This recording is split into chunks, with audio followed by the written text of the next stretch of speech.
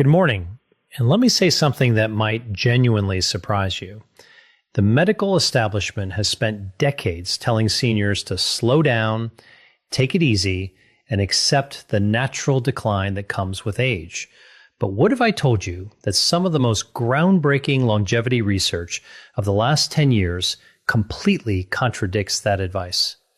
What if the things keeping you sharp, strong, and independent at 75, 80, even 85 years old are not the things your doctor mentioned at your last checkup, but simple daily habits that most people your age have quietly abandoned?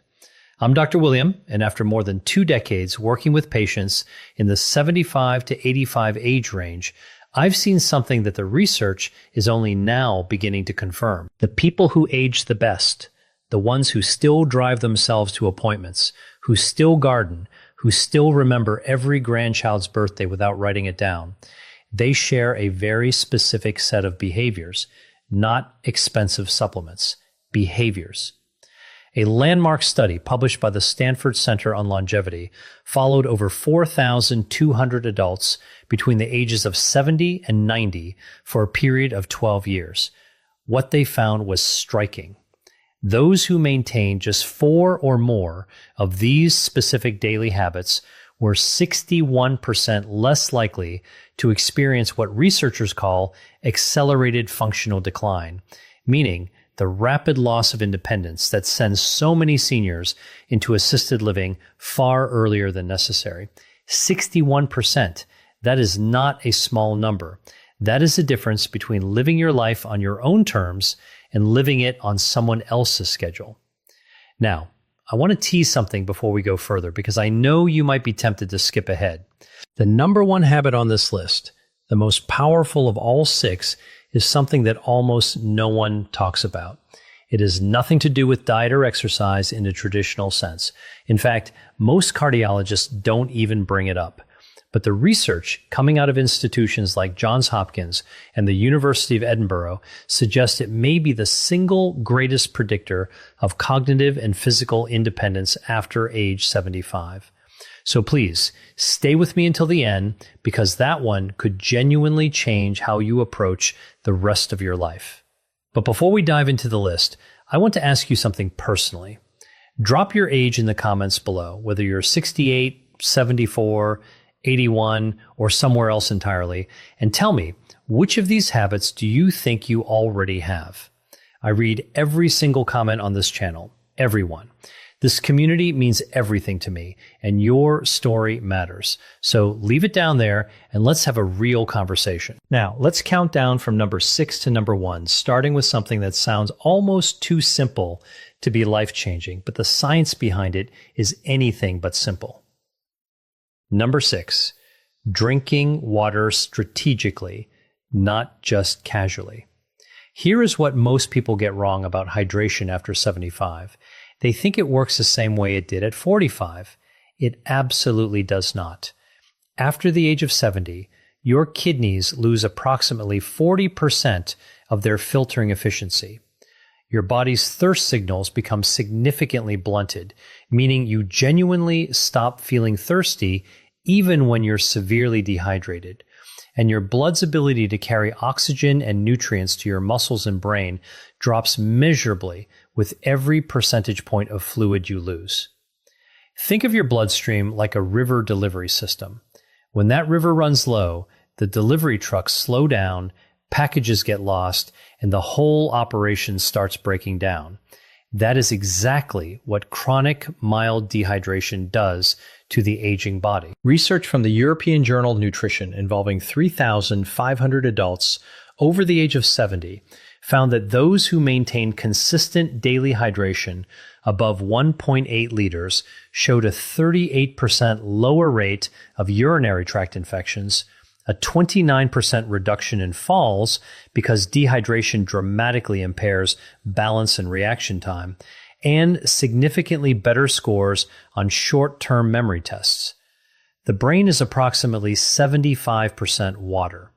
Even a 2% drop in hydration causes measurable cognitive impairment at any age. But after 75, that effect is amplified because your brain's compensatory mechanisms are already working harder just to maintain baseline function. Here is the key that makes this a habit for truly exceptional seniors. They don't just drink water when they remember. They drink 12 to 16 ounces first thing in the morning, before coffee, before breakfast, before anything else. This is because the body loses fluid overnight through breathing and minor perspiration. And after 75, your overnight fluid deficit is typically 30% higher than it was in midlife. Then, they drink a small glass with every meal and one mid-afternoon. The synergy tip here is critical. Pair your morning water with a small amount of sodium, not table salt, but a pinch of high-quality sea salt or an electrolyte tablet. Because after 75, your kidneys have more difficulty retaining sodium. And without it, plain water passes through your system without being fully absorbed into your cells where it's actually needed. Margaret, 81 years old from Boise, Idaho, came to see me complaining of afternoon brain fog, dizziness when standing, and what she described as feeling like my thinking was wrapped in cotton. She was not dehydrated in any dramatic sense. She was chronically, mildly underhydrated. We made one change: strategic hydration, timed correctly, with a small electrolyte addition in the morning. 6 weeks later, she told me it felt like someone had cleaned the windows of her mind. Her balance improved, her afternoon fatigue decreased significantly. One habit, life-changing results. Number 5, resistance-based movement at least twice per week. I need to be very clear about something here because I see this misunderstood constantly. When I say resistance movement, I am not talking about going to a gym and lifting heavy weights. I am talking about any movement that asks your muscles to work against a force, whether that's a resistance band, a light dumbbell, a wall push-up, or even carrying groceries with intention. The distinction matters enormously after 75 because of a process called anabolic resistance. Let me explain what that means. Anabolic resistance is the reduced ability of aging muscle cells to respond to protein and exercise stimulation. In practical terms, it means that after 75, your body needs more signal, more intentional resistance to maintain the same amount of muscle that a 50-year-old would maintain with half the effort. Your muscles are not lazy. They are simply harder to reach. And if you don't reach them consistently, they begin a process called sarcopenia, the progressive loss of muscle mass and strength, which research from the Mayo Clinic has linked to a 47% increased risk of falls, a 53% higher likelihood of being unable to perform basic daily tasks within 5 years, and a dramatically shortened overall lifespan. A study from Tufts University followed adults aged 75 to 85 who began twice-weekly resistance training. After just 10 weeks, participants showed an average 37% increase in leg strength, a 28% improvement in balance scores, and here is the part that always surprises people: a measurable improvement in insulin sensitivity, which directly affects energy, inflammation, and cognitive function. The mitochondria in your muscle cells, which are essentially the power plants of your body, literally regenerate more efficiently when resistance exercise is present. You are not just building muscle, you are rebuilding the energy infrastructure of your entire body. The practical prescription is simple: 2 to 3 sessions per week, 20 to 30 minutes each, focusing on the large muscle groups, legs, hips, and back. Resistance bands are ideal for seniors because they provide progressive resistance without joint impact. The synergy tip: perform your resistance session within 30 minutes of consuming 25 to 30 grams of protein, because after 75, the anabolic window, the period during which your muscles can most efficiently absorb protein for repair, is shorter and less forgiving than in younger adults. Timing is not optional at your age. It is essential.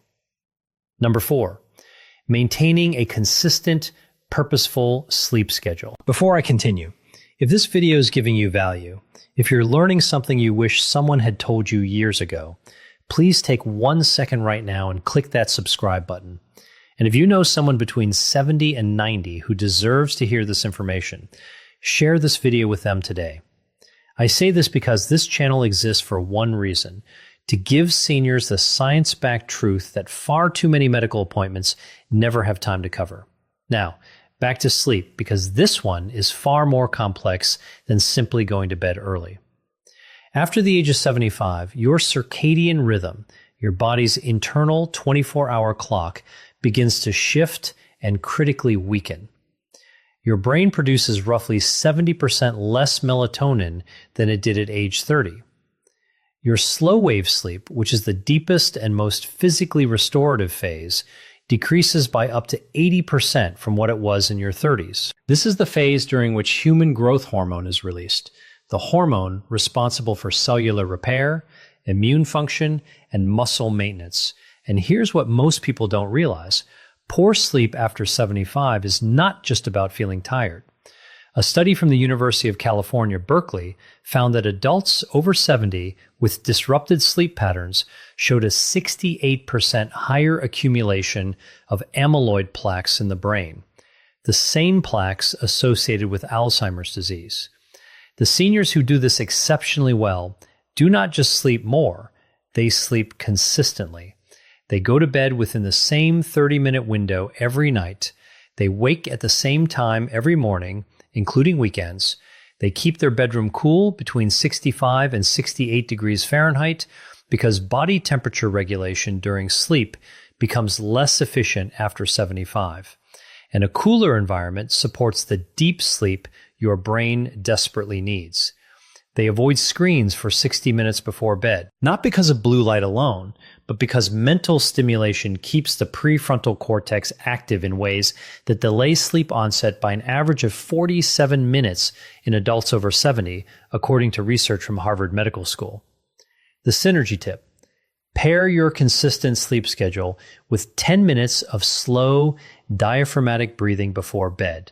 This activates the parasympathetic nervous system, your body's rest and repair mode, and research shows it reduces nighttime cortisol levels by up to 22%, making it significantly easier to reach and sustain slow wave sleep in aging adults.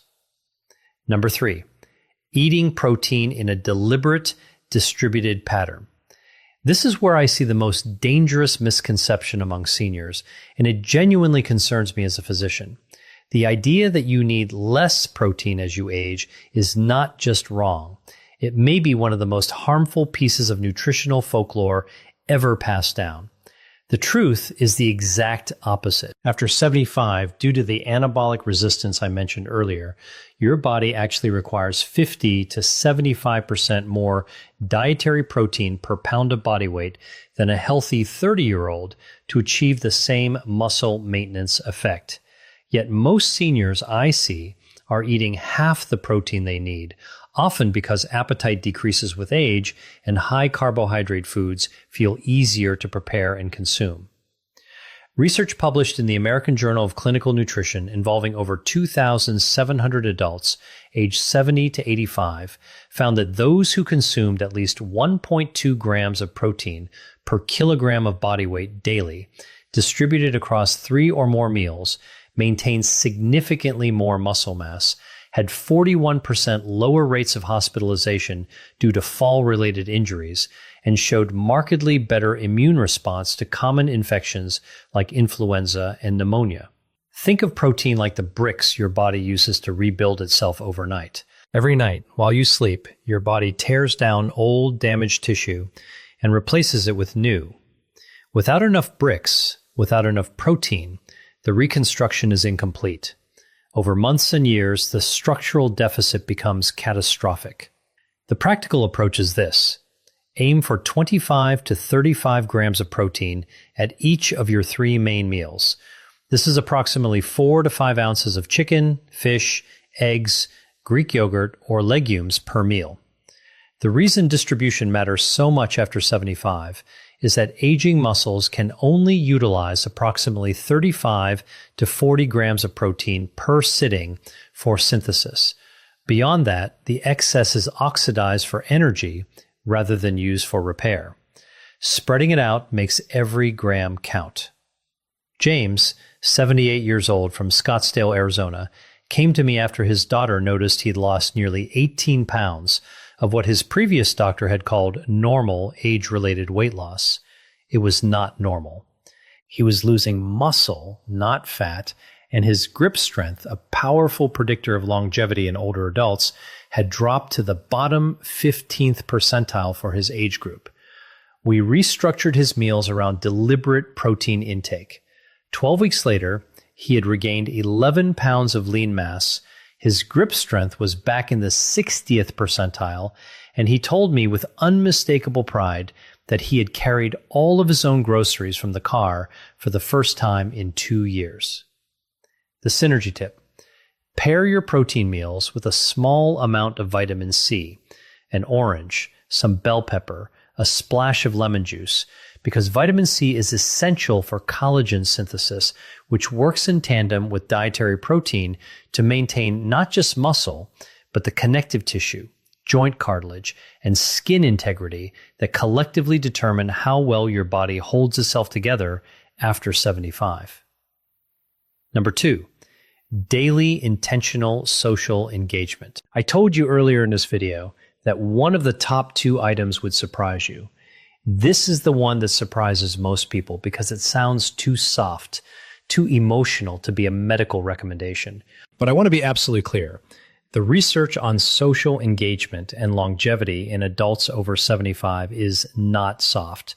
It is some of the hardest, most replicable science in modern gerontology. A study from Brigham Young University analyzing data from over 300,000 adults across multiple decades found that social isolation carried a mortality risk equivalent to smoking 15 cigarettes per day. Let me say that again. Being chronically socially isolated is as dangerous to your lifespan as smoking 15 cigarettes every single day. For adults over 75, the National Institute on Aging has found that loneliness accelerates cognitive decline by up to 64%, increases the risk of dementia by 41%, and dramatically elevates inflammatory markers in the blood, specifically interleukin-6 and C-reactive protein, that directly damage cardiovascular tissue, immune function, and neural connectivity. Here is the physiological reason this works at such a deep level. Meaningful social interaction, not passive screen time, not watching television in the same room as someone, but actual engaged human connection triggers the release of oxytocin, which suppresses cortisol, reduces inflammation, and activates the prefrontal cortex in ways that keep neural pathways dense and active. Think of your social brain like a muscle. The neurons that fire during genuine conversation, shared laughter, debate, and emotional connection are the same neurons that maintain your memory, your decision-making, and your sense of self. When those neurons go quiet for weeks at a time, they begin to prune. And after 75, neuroplasticity, your brain's ability to form new connections, has already decreased significantly, making unused pathways far harder to restore. The prescription here is not complicated, but it must be intentional. Aim for at least one meaningful in-person social interaction every single day. A phone call counts if it's genuinely engaged. A community group, a faith gathering, a walking partner, a regular lunch with a neighbor. What does not count in terms of the neurological benefit is passive social presence. You must be actively thinking, responding, laughing, disagreeing, sharing. That engagement is the stimulus that keeps your brain structurally intact. Dorothy, 83 years old, from Charleston, South Carolina, lost her husband of 54 years and withdrew almost completely from social life. Her daughter brought her to see me 8 months later. Cognitively, she had declined measurably on standard assessments in less than a year. We didn't change her medications. We built her a social schedule. a weekly book club, a daily 20-minute phone call with a rotating list of friends and family, and a twice-weekly volunteer shift at her local library. 8 months after that, her cognitive scores had returned to near baseline. Her inflammation markers had dropped. Her daughter told me she seemed like herself again. Social engagement is not a luxury at 75 and beyond. It is a biological necessity. The synergy tip. Pair your social engagement with physical movement whenever possible. A walk with a friend, a gentle exercise class with others, gardening with a neighbor. Research from the University of British Columbia shows that combining social interaction with even light physical activity produces a synergistic effect on BDNF, brain-derived neurotrophic factor, that is significantly greater than either behavior alone. BDNF is essentially fertilizer for your brain cells. You want as much of it as possible. And now, number 1, the habit that fewer than 12% of adults over 75 maintain consistently, and which Johns Hopkins researchers have called the most underutilized longevity intervention available to aging adults without a prescription. Number 1, daily purposeful cognitive challenge. Not crossword puzzles, not passive reading. Though both have value, I am talking about something more specific, more demanding, and more transformative. The daily practice of learning something genuinely new, a skill, a language, a musical instrument, a new form of creative expression that forces your brain into a state of productive discomfort. Here is why this is number 1. After the age of 75, your brain begins to preferentially rely on established neural pathways. It becomes extraordinarily efficient at doing familiar things and extraordinarily reluctant to build new ones. This is not a character flaw. It is a survival mechanism, an aging brain conserving metabolic energy by favoring the familiar. But here is the problem. This preference for the familiar is also the mechanism by which cognitive reserve is depleted. Cognitive reserve is the brain's resilience buffer, its ability to compensate for age-related structural changes and still function at a high level. Think of it like the RAM in a computer. The more cognitive reserve you have, the more damage your brain can absorb before you start experiencing symptoms of decline. Research from the University of Edinburgh's Lothian Birth Cohort Study, following over 1,000 adults from their 70s into their late 80s, found that those who engaged in novel, challenging cognitive activities for at least 30 minutes per day showed a 47% slower rate of brain atrophy on MRI scans, maintained significantly better processing speed and episodic memory, and were 38% less likely to receive a dementia diagnosis over the following decade. A separate study from the Rush Memory and Aging Project found that seniors who described their daily lives as intellectually engaging showed brain function equivalent to adults 10 years younger on standardized neurological assessments. The mechanism is neuroplasticity, your brain's ability to reorganize itself by forming new neural connections. While neuroplasticity does decline with age, it never disappears entirely. The brain retains the capacity for meaningful structural change well into the 80s, but only if it is given sufficient stimulus. Novel learning is that stimulus. Learning a new language activates 5 distinct regions of the brain simultaneously and has been shown in studies from the American Academy of Neurology to delay dementia onset by an average of 4.5 years. Learning a musical instrument engages fine motor control, auditory processing, memory, and emotional regulation in a coordinated way that no other activity replicates. Even learning to cook a new cuisine from scratch, because it requires reading, sequencing, sensory attention, and motor skill, provides meaningful cognitive challenge. The practical approach. Choose one genuinely new skill every 3 to 4 months and spend at least 20 to 30 minutes per day actively learning it. The key word is actively. Watching someone else play guitar on YouTube is not learning guitar. Sitting with an instrument in your hands and struggling through a chord progression is. The struggle, that productive discomfort, is where the neurological benefit lives. It is the cognitive equivalent of resistance training. The resistance is the point.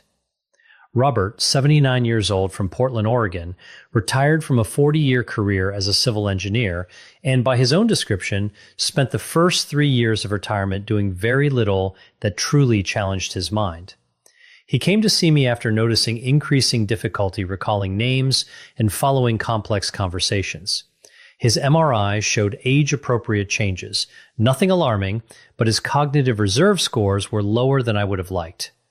I gave him one prescription. Pick something he had always wanted to learn and do it every day. He chose oil painting, something he had never done in his life. He was terrible at first, and he will tell you that himself. 18 months later, he had completed 23 paintings, joined a local art group, which addressed habit number 2 simultaneously, and his follow-up cognitive assessments showed improvement in 3 of 5 measured domains. Improvement, not maintenance. Improvement at 79. The synergy tip. Pair your daily cognitive challenge with omega-3 fatty acid intake, specifically DHA, found in fatty fish like salmon, mackerel, and sardines, or in high-quality fish oil supplements.